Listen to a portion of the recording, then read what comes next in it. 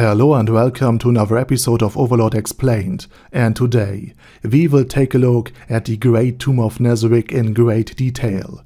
We will go over each of its floors and analyze what is in them and why, and today we will start with the first level of the Great Tomb of Nazarick, the surface, or the 0th floor.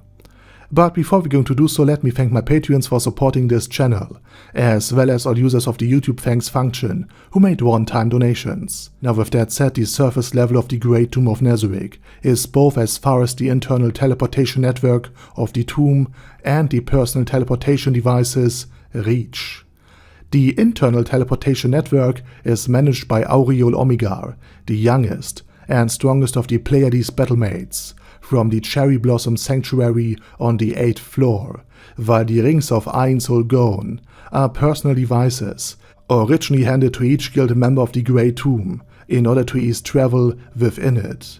There were 100 rings in total, of which 41 were used by guild members, and 59 remained unclaimed.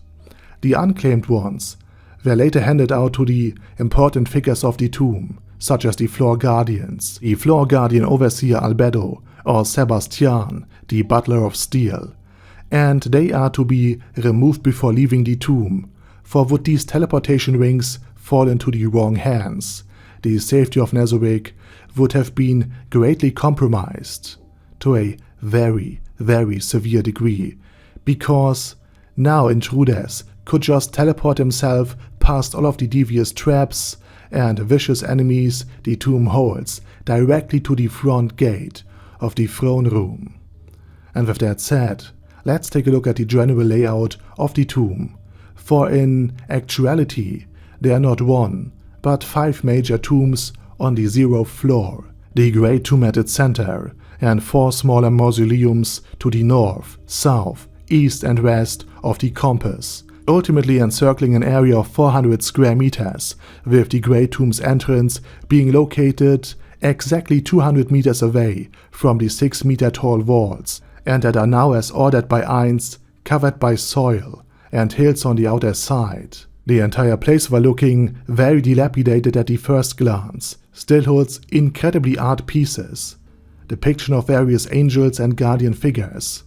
and while the tombstones look erratic and are truly arranged without patterns, the impression of a long-lost and just recently discovered tomb is completely lost the moment one notices that the lawn is cut and that the greenery is maintained meticulously. And flags and ornaments speak, at least to any intruders, of the glory of long-lost figures, but those in the know, they would instantly recognize the insignia of the Great Tomb of Nazarick and Ainz Ooal Gown.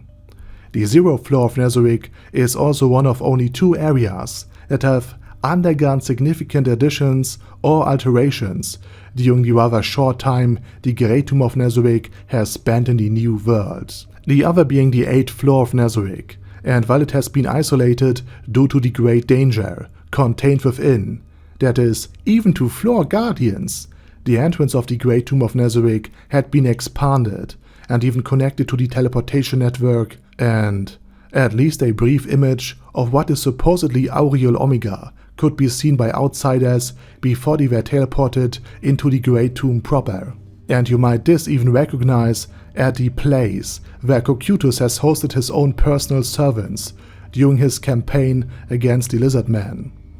The place in question is just a simple log cabin staffed by the Pleiades battlemates in changing rotation, as well as later the Pleiades greater doppelganger, in order to enable the Pleiades to get some time off. This place is also not only meant to greet and welcome figures of political importance if they were invited to the tomb, like Emperor Jerkno for example, but also to warn any unwelcome but friendly figures, especially those of political importance, to not proceed further in a polite but strict manner, as well as welcome any invited persons into the tomb, or check any hostile intruders that just happen to stumble upon the tomb and the cabin by chance, such as the denizens of the Great Forest of Top prior to its pacification and annexation by Nazarick.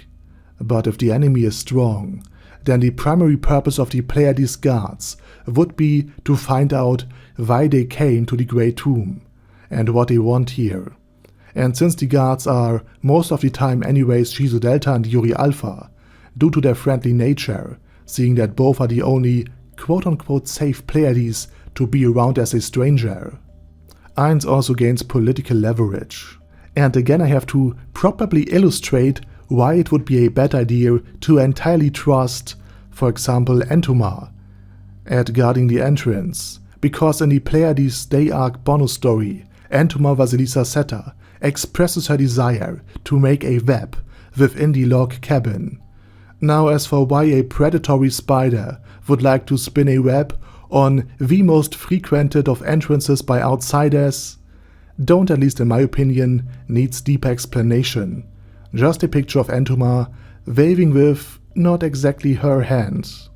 Therefore, any accidents and mishaps would place some sort of guilt or shame onto the Great Tomb itself. And this could be ruled out thanks to the placement and the controlled patrol of the two safe Pleiades. And of Yuri Alpha especially, since she is the vice captain of them. And even more important, if the enemy is deemed to be too strong, the two Pleiades standing guard will allow themselves to be slaughtered without any resistance in order for Nazarick to claim the moral high ground after hostilities have concluded and negotiation starts. And lastly, the Pleiades also serve as greeters when Ainz Ooal Gown or other members of the Great Tomb out on missions return, and they will also return the ring of Ainz Ooal Gown to their respective wearers once they have arrived. And they make also sure that each wearer gets their own ring and only their own personal ring back.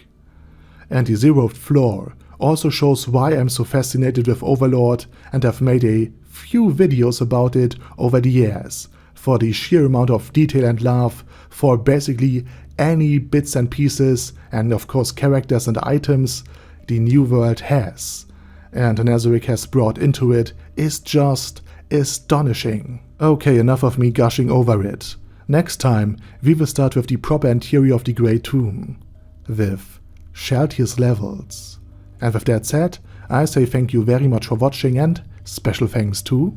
Bad Guy Yi, Ben C, Chrissy, Crowley0221, Sia, Dead Slime, Death is Mercy, Deathless Dragonlord, Demon Xenomorph 1987, Devin Downen, Duckwagon, Dystopia II, Enigmatic Unicorn, Feral Shivan, Guy with That Head, Hector Marino, Hoss, Huster, Jacob G, Jonna B, Jason, Chromius, Legendarius, Lelouch wie Britannia with a Mustache, Lexus Fox, Lord Nishikian Rai, Lord Touch Me, Merovec, Mr. Shoes, Mr. Tweaker, Michael R, Michael Y, Normal Toad, Okill, Overlord General Gasper, Paddy Pantom, Personage, Primus 11, Shergox is Daddy, Shadow Lightning Wolf, Shrine Keeper, Staris, Ted, Texas Deer, The Orc Warboss, Rocket Smasher, T.E. Wang, Vash Hawkeye, Vegito27, Venture Fanatic, Wilhelm, and Zonegon. Thanks guys. Anyway, have a nice day and I hope to see you all again soon on my next video.